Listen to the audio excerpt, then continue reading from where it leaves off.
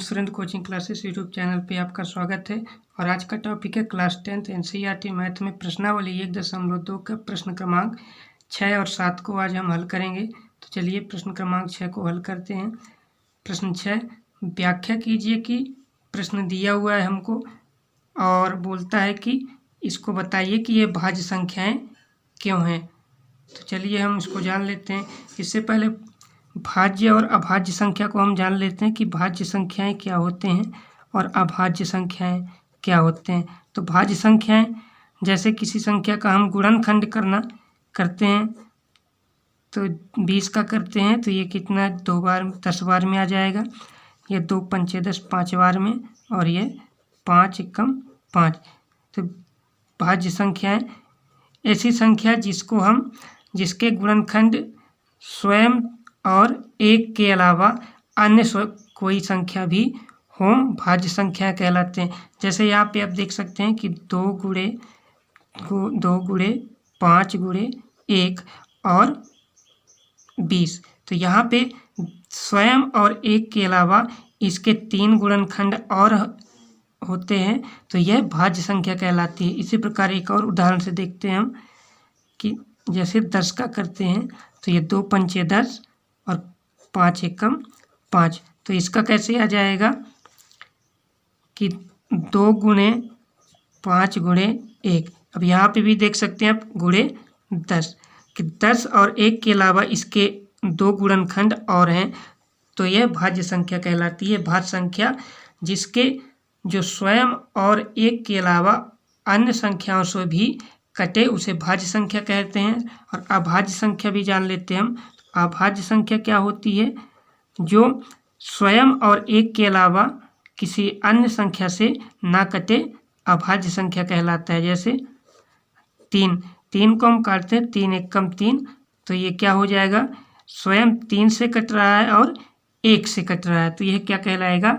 अभाज्य संख्या। इसी प्रकार जैसे हम 7 को देखते हैं तो 7 को काटेंगे तो ये किससे कटेगा? स्वयं 7 से कटेगा और 1 से कटेगा तो ये भी क्या कहलाएगा? अभाज्य संख्या। जो स्वयं से कटे और स्वयं और 1 से कटे अभाज्य संख्या कहलाती है। चलिए अपने प्रश्न पर चलते हैं। तो प्रश्न हमारा क्या कहता है कि इसको व्याख्या करके बताना है कि ये भाज्य संख्या है या नहीं, और है तो क्यों है। चलिए हम इसको हल करते हैं।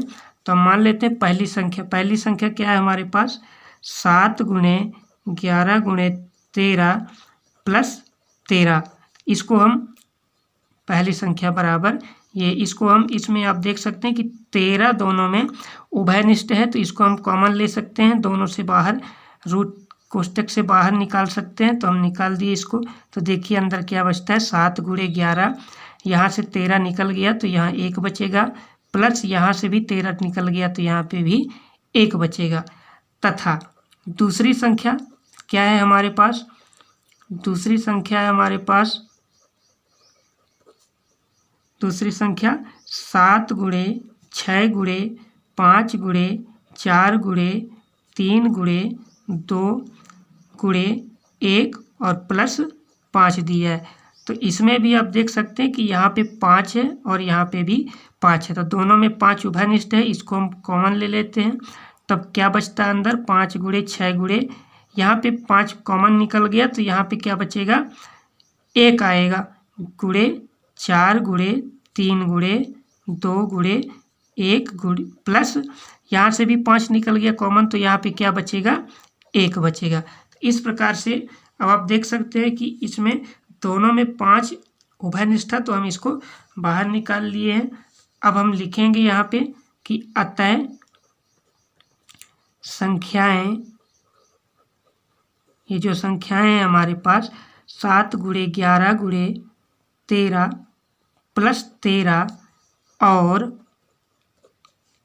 7 गुणे 6 गुणे 5 गुणे 4 गुणे 2 गुणे 3 गुणे 2 गुणे 1 और प्लस 1 के 2 से अधिक गुणनखंड हैं। 2 से अधिक गुणनखंड हैं 2 से अधिक गुणनखंड है। कैसे आप देख सकते हैं कि यहाँ पे 7 पे इसमें 7 भी है, 13 का 7 भी है, 11 भी है और 1 भी है। इसी प्रकार इसमें भी आप देख सकते हैं कि 2 से अधिक गुणनखंड है, स्वयं वह संख्या नहीं है। 7, 6, 5, 4, 3, 2, 1 करके ये इसके गुणनखंड है। 2 से अधिक गुणनखंड है। तब क्या हो जाएगा, जब 2 से अधिक गुणनखंड है तो हम जानते हैं कि भाज्य संख्या क्या होती है, जिसमें स्वयं के अलावा अन्य गुणनखंड अधिक उसके और गुणनखंड हो, भाज्य संख्या कहलाती है। तो इसलिए हम लिखेंगे, इसलिए ये संख्याएं क्या हो जाएंगी, ये संख्याएं भाज्य संख्याएं हैं, भाज्य संख्याएं हैं, क्योंकि इनके 2 से अधिक गुणनखंड हैं, स्वयं और 1 के अलावा अधिक गुणनखंड इनके हैं, इसलिए ये भाज्य संख्याएं कहलाएंगी। यही इसका आंसर हो जाएगा। अगला प्रश्न है प्रश्न 7वां। प्रश्न 7 कहता है कि किसी खेल के मैदान के चारों ओर एक वृत्ताकार पथ है और इस मैदान का एक चक्कर लगाने में सोनिया को 18 मिनट लगते हैं, जबकि इसी मैदान का एक चक्कर लगाने में रवि को 12 मिनट लगते हैं।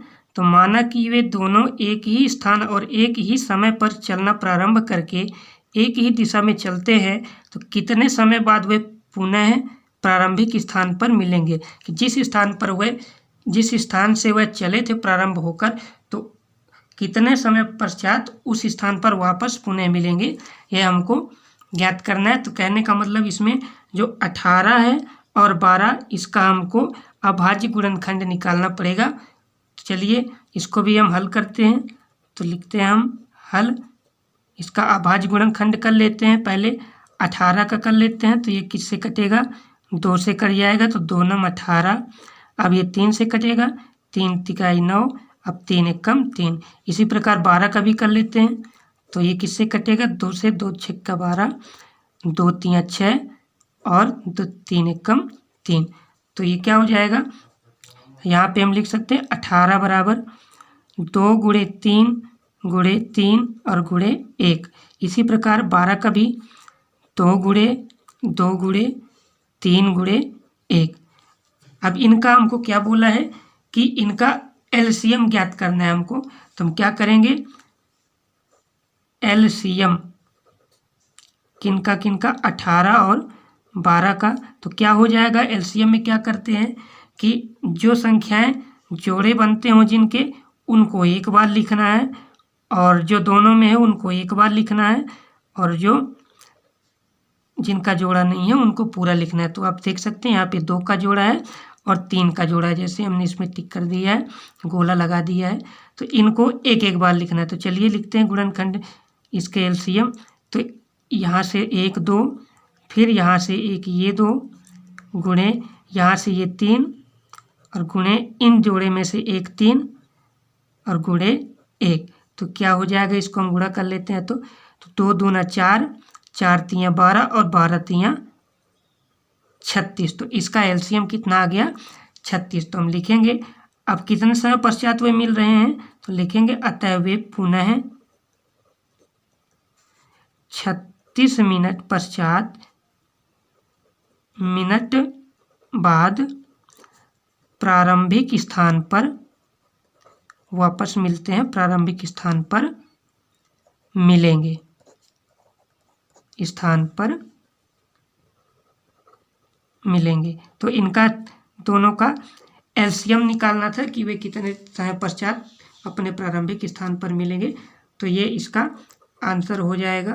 छोटा सा प्रश्न है, आप देख सकते हैं। तो उम्मीद है कि ये दोनों वीडियो आपको अच्छी लगी होगी। वीडियो अगर अच्छी लगी तो वीडियो को लाइक कीजिएगा, चैनल पे नया है तो चैनल सब्सक्राइब कर दीजिएगा। मिलते हैं नेक्स्ट वीडियो में, तब तक के लिए जय हिंद, वंदे मातरम।